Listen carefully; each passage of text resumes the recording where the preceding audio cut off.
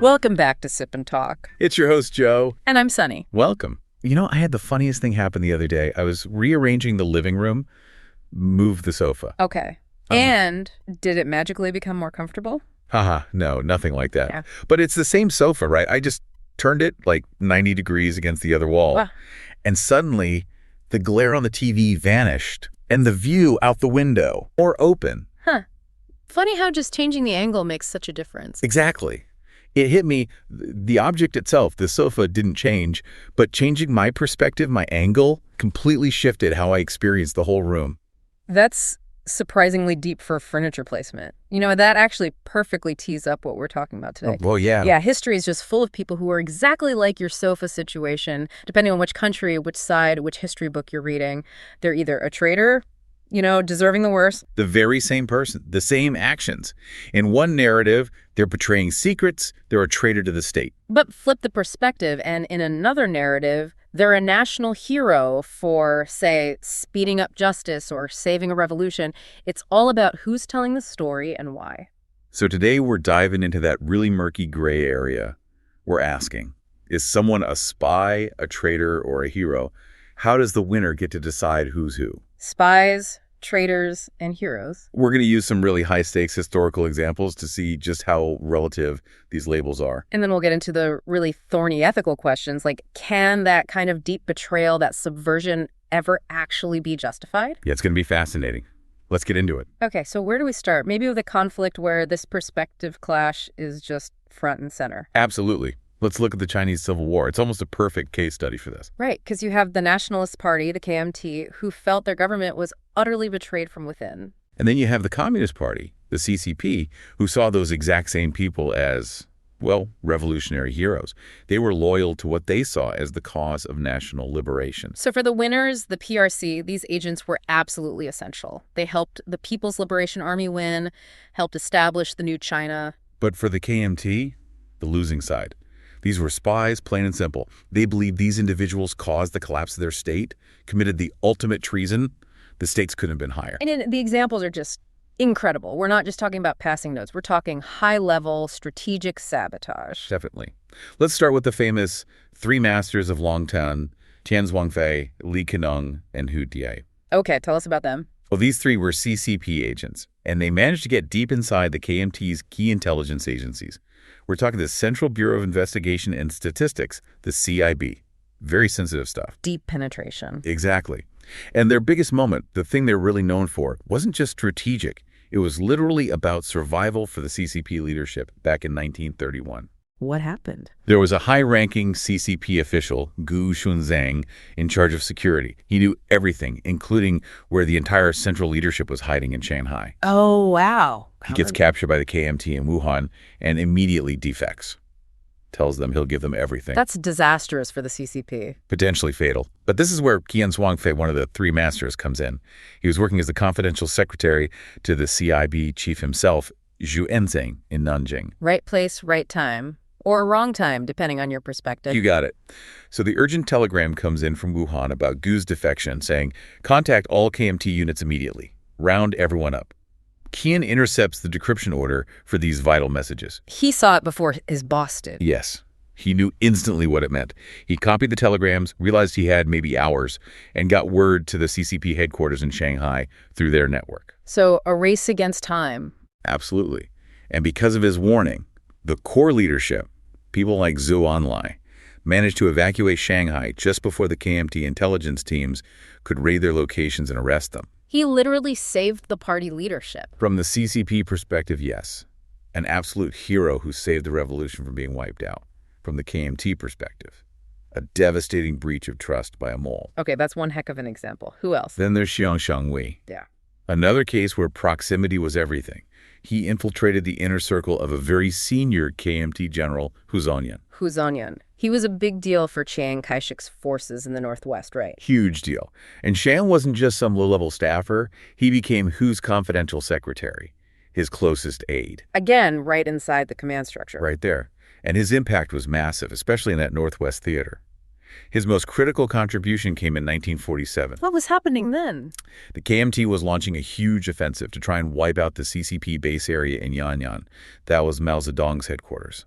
So a decisive attack. Meant to be. But Xiang was sitting in on the planning meetings. He was copying down detailed battle plans, troop movements, attack routes. And feeding it all back. In real time, yes, to the CCP. This intelligence allowed Mao and his forces to execute this perfectly timed strategic withdrawal. They avoided annihilation, kept their fighting strength intact. It basically neutralized the KMT offensive before it even started. Pretty much. Yuan Onlay famously praised him, saying something like one man is worth several divisions, called him an invisible commander. Because his intelligence negated the power of thousands of KMT soldiers. Wow. And maybe the most damaging of all, from the KMT view, was Guo Rugli. They called him the invisible chief of staff. Chief of staff, so not a secretary this time. Nope. A high-ranking KMT general. Yeah. He was literally the chief of the operations bureau, crafting top-level KMT combat strategy, and secretly a CCP member the whole time. That's astounding. So what did he do? It went beyond just leaking plans. It was active sabotage. During the Weihai campaign in late 48, early 49, one of the absolutely decisive battles of the whole war. Right, huge battle. Guo used his position to make sure KMT strategies were fundamentally flawed. He'd leak massive operational plans to the CCP, yes, but he'd also actively steer KMT armies into traps, advise units to attack at the wrong time, or delay retreats until it was too late. So he wasn't just passing information, he was actively manipulating his own side's military actions to ensure they failed. That's exactly what it looks like. It amounted to deliberately causing a strategic collapse. The KMT lost enormous numbers of troops, crucial territory. It massively accelerated the CCP victory and the founding of the PRC. And the CCP's view Hailed him as a military genius and intelligence pioneer, loyal to the cause of liberating the nation and the people. His betrayal of the KMT was seen as the highest form of duty to that cause. So whether you're saving your party like Qian, providing critical intel like Xiong, or actively sabotaging a war effort like Guo, the label comes down to who won. It really seems that way. The winner gets to frame the narrative, define the morality. And this isn't just unique to China, is it? This happens everywhere. Oh, absolutely. It's a feature of pretty much every internal conflict, every revolution. Yeah. Think about the American Revolution. Right. If you were a loyalist, loyal to the British Crown, George Washington wasn't a hero. He was a traitor, leading an illegal rebellion against the legitimate government, high treason. But for Americans, he's the father of the country, the ultimate hero. Or the Cold War. Soviet spies stealing nuclear secrets. Heroes in the USSR, right? Awarded medals. But in the West, traitors, often facing execution if caught. It entirely depends on which side of the Iron Curtain you were on. So let's look at some more global cases where, the sheer success of the betrayal basically cemented the hero label. Okay. Richard Sorge is a classic. German-born, but a dedicated Soviet spy. And he operated in Japan during World War II, disguised as a Nazi journalist, of all things. Incredible cover. He provided Moscow with tons of intelligence, including warnings about Operation Barbarossa, Hitler's invasion plan for the Soviet Union in 1941. Did Stalin listen? Initially, there were doubts, right? Yeah, there were doubts about the timing, but Sorge kept providing evidence. His most crucial piece of intel, though, came in September 41. He definitively confirmed that Japan was not going to attack the Soviet Union from the east that year. Why was that so important? Because it allowed Stalin to take a massive gamble. He moved about 20 battle-hardened Siberian divisions from the Far East all the way across the country to defend Moscow during that absolutely desperate winter fighting against the Germans. Wow. So Sorge's intel directly enabled that troop movement. Directly. Many historians think Moscow might have fallen without those reinforcements. Sorge's information was potentially war-winning. He was posthumously named a hero of the Soviet Union. Treason from the German perspective, heroism from the Soviet one. Okay, who else? Virginia Hall, the American agent in Nazi-occupied France. Yes, an amazing story. Worked for both the British SOE and the American OSS, known as the Resistance Queen. And the really incredible part, she did all this with a prosthetic leg, didn't she? They called it Cuthbert. She did. Despite that, she built huge resistance networks, organized safe houses, arranged weapon drops, gathered vital tactical intelligence. She was incredibly effective at disrupting German operations. And provided key intelligence for D-Day. Absolutely. The Gestapo considered her one of the most dangerous Allied agents in France, called her the Limping Lady. She received top honors from both Britain and the U.S. after the war. Her betrayal of the Vichy regime and the Nazis made her a hero to the Allies. And one more, the King of Deception. Jean Pujol Garcia, codename Garbo.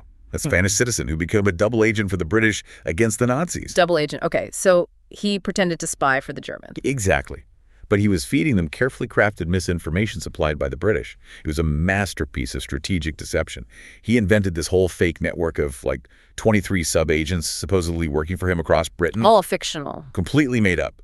But he provided incredibly detailed, plausible-sounding reports from them. So realistic that the Germans totally bought it. And his biggest coup. D-Day. Garbo fed the Germans a mountain of false intelligence, convincing them that the main Allied invasion wasn't going to be in Normandy. He told them it would be at Calais, right?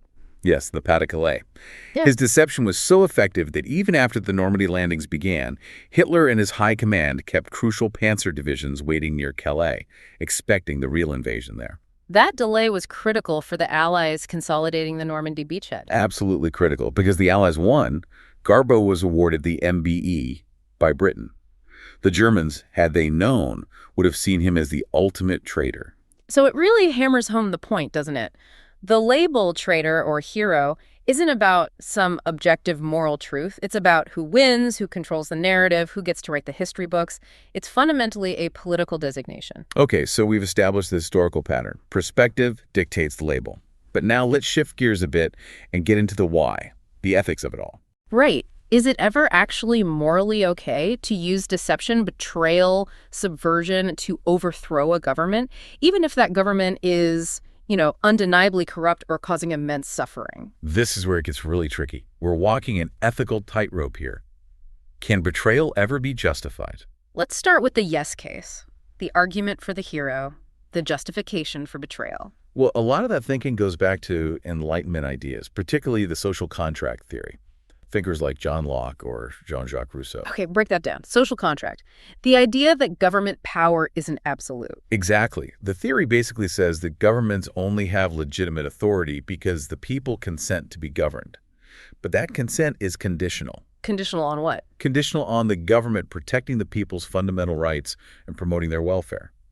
If the government breaks that contract through tyranny, mass oppression, violating basic rights, then it loses its legitimacy. So the power reverts back to the people. That's the idea.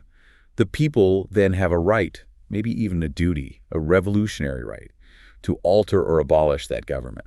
So in this view, the spy or the infiltrator isn't really betraying the nation or the people. No, they'd argue they're betraying the corrupt regime that broke the contract.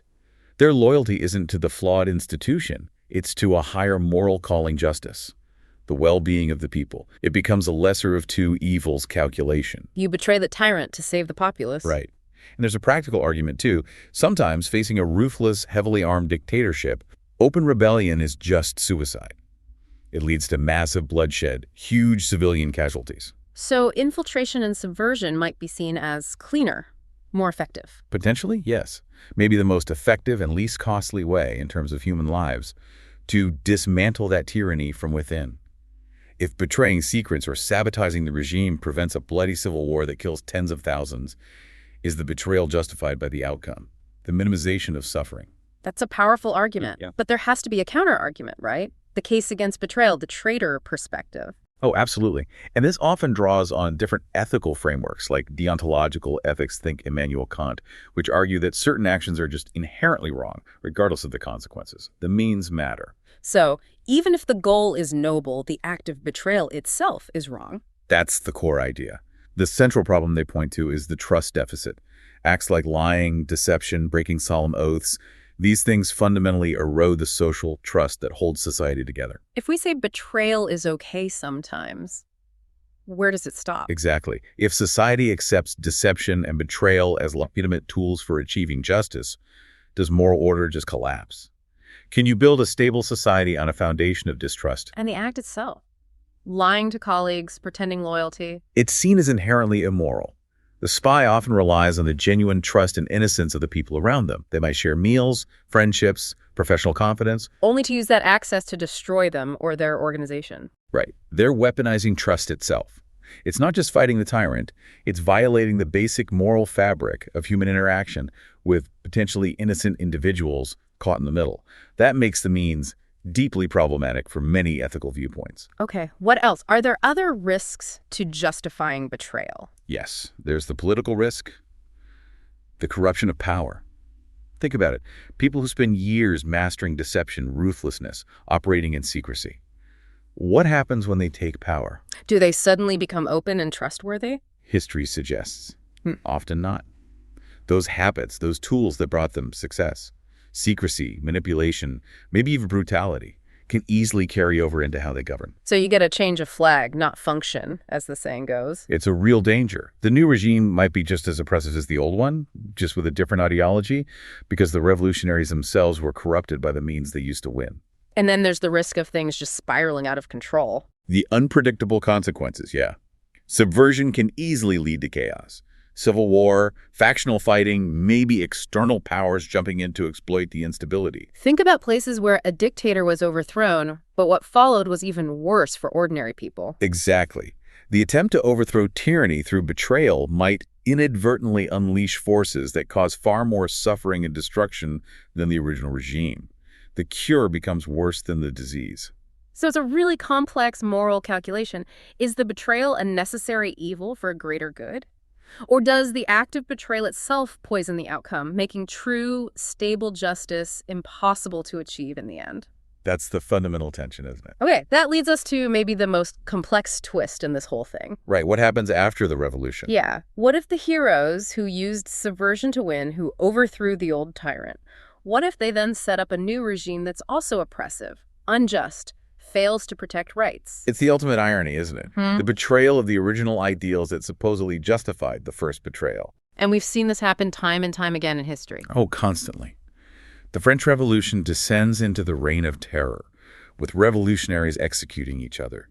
Or think about the post-1949 CCP and China figures who were crucial founding heroes, like Lin Biao or Liu Shaoqi, later purged and branded as traitors when political winds shifted. It raises this problem of, what did you call it, revolutionary alienation. Yeah, the new regime becomes alienated from the very justice it claimed to be fighting for, which forces a really difficult question.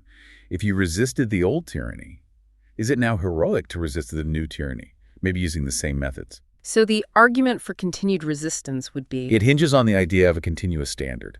The argument is, my loyalty was never to this specific party or leader, it was to the ideal of justice. So if the new regime betrays that ideal? Then the moral duty to resist simply transfers. These new resistors wouldn't see themselves as traitors to the new state. They'd see themselves as fighting for the real revolution, the one that was promised but never delivered. Guardians of the original idealism, maybe? They'd argue justice isn't just a one-off event you achieve. It's something you constantly have to fight for and hold power accountable to. Right. And if the new regime uses oppressive tactics, then maybe subversive methods are, once again, the only viable response. But what are the dangers there? It sounds like a recipe for endless conflict. That's the huge risk. Infinite chaos. If every time a government falls short of perfection, it justifies immediate secret subversion, society could just fall into a perpetual cycle of instability, coups, and counter-coup. Like we saw in some places after the Arab Spring, perhaps, Libya, for instance. Overthrowing Gaddafi was one thing, but what came next was years of civil war and chaos. Exactly. The cure, again, potentially worse than the disease. Yeah. And you also have the permanent damage of means. Meaning? If betrayal, secrecy, and power grabs become the normal way politics works, the default method for challenging the government, you embed deep corrosive distrust into the entire political culture. And it becomes impossible to ever build a system based on transparency, rule of law, open debate. It makes it incredibly difficult. If everyone expects their opponents to be operating in the shadows, plotting betrayal, how do you build trust? How do you establish stable, legitimate institutions? Okay, so if someone does resist the new post-revolutionary regime, how do we even begin to judge them? We can't just rely on the regime calling them traitors or them calling themselves heroes. Right. We need to move beyond the loaded labels and look at the specifics, the context, maybe apply some ethical metrics. Like what? Well, first, maybe a motive check. Why are they resisting? Is it genuinely about fighting for systemic change, like establishing constitutional limits on power, protecting rights, ensuring accountability? Or is it really just about personal ambition or one faction trying to grab power from another? So are they trying to replace a bad system or just the people running it? That's a key distinction. Second, a means check. What methods are they using? Are they choosing the least violent, most constructive means possible under the circumstances? Like, is it nonviolent protest, civil disobedience? Or is it causing widespread chaos, civilian harm, deliberately deepening social divisions? Yeah. Think about Poland's solidarity movement in the 80s, largely nonviolent resistance against an oppressive regime. That's often judged more favorably, ethically, than movements that rely heavily on violence or destructive tactics, because it aims to preserve social cohesion for the future. Okay, motive means, what's the third? The result check. Ultimately, what did the resistance achieve? Did it actually lead to sustainable improvements? Things like democratic reforms, more stable institutions, stronger protections for citizens, limited government power. Or did it just lead back to another form of authoritarianism, maybe more chaos, more bloodshed? Exactly. If the end result is just the same old oppression with a new face, or even worse, instability, then that initial heroic justification for resisting the new regime starts to look pretty thin, doesn't it? Yeah. It seems true heroism isn't just about the fight. It's about what kind of future you actually manage to build afterwards. The legacy of governance matters more than the drama of the overthrow. You know, we focused a lot on these individual actors, the spies, the heroes, the traitors. But we should probably zoom out a bit and think about the broader context they operate in. Like what? Well, for one, the reality of the silent majority in many of these highly controlled states and the legitimacy gap that often creates. What do you mean by silent majority here?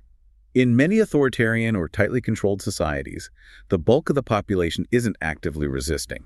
They might be politically apathetic, focused on just getting by day to day, maybe too scared because of surveillance, or maybe they only get the state-controlled narrative through media monopolies. So they're not part of the resistance movement, they're inert. Largely, yes. Which means that the spy, the revolutionary hero, the person risking everything, they're often acting as part of a very small minority. They're often quite isolated. They don't necessarily have a mass popular mandate behind them. Not usually, no.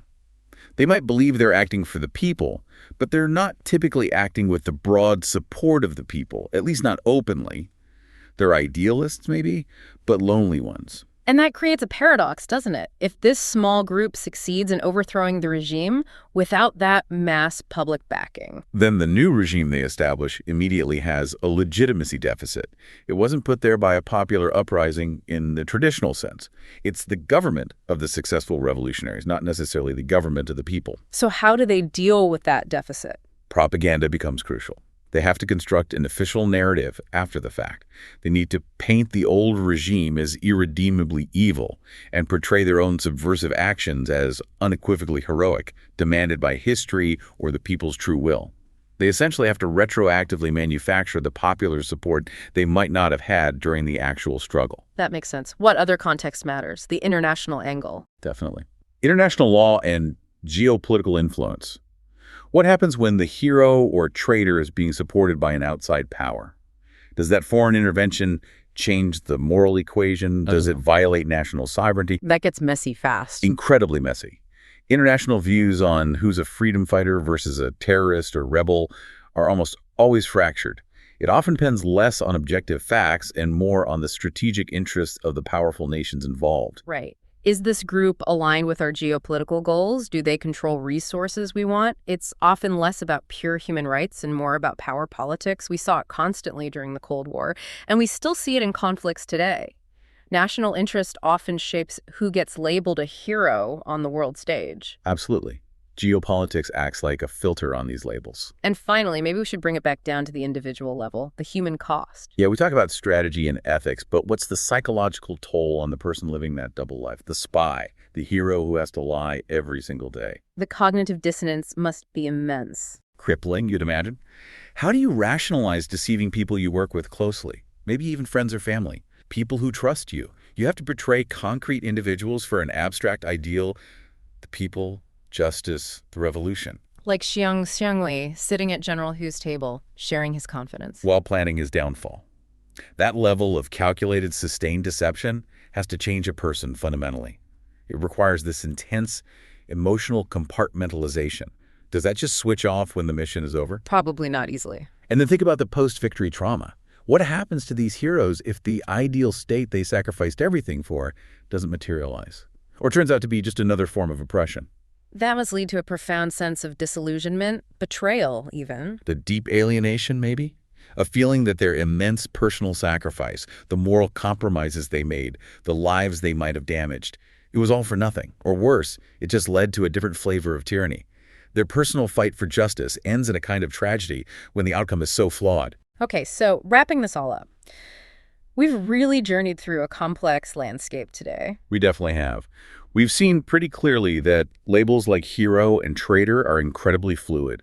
They're shaped by perspective, by context, and ultimately by who holds power and gets to write the story. Whether it's high-stakes intelligence battles in the Chinese Civil War, or deception operations in World War II, or even philosophical debates about revolution, the definition shifts depending on where you stand. Yeah, the historical reality often shows that success kind of whitewashes the means used to achieve it. If you win, your betrayal might get rebranded as heroism. It comes back to my sofa, doesn't it? Where you position yourself determines what you see. But maybe the lesson is we need to look beyond just our own comfortable viewpoint. I think so. Our main takeaway, perhaps, should be the importance of critical thinking. Don't just accept the official narrative, whether it's from the old regime or the new one. Question the labels. Question the labels. Judge actions not just by the immediate victory, the successful overthrow, the celebrated betrayal, but by the long-term consequences. Did the outcome actually bring lasting stability, real justice, genuine improvement for ordinary people? And did the methods used to get there permanently damage the potential for good governance later on? Exactly. Maybe the ultimate test of a hero in these situations isn't just how they defeat their enemy, but how they govern their victory. What kind of society do they build afterwards? That's the legacy that really counts. Well said. We really hope this discussion gives you, our listeners, some tools to think through these complex historical and ethical questions for yourselves.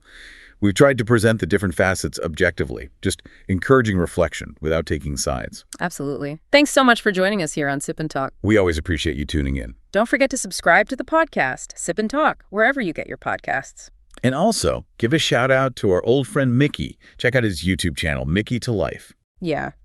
He's got fun memes, some spirits tasting, always entertaining, and I think he's posting vlogs from a trip to Europe right now. Worth checking out. Definitely. Mickytolife on YouTube. All right, that's all from us for this time. We'll catch you on the next one.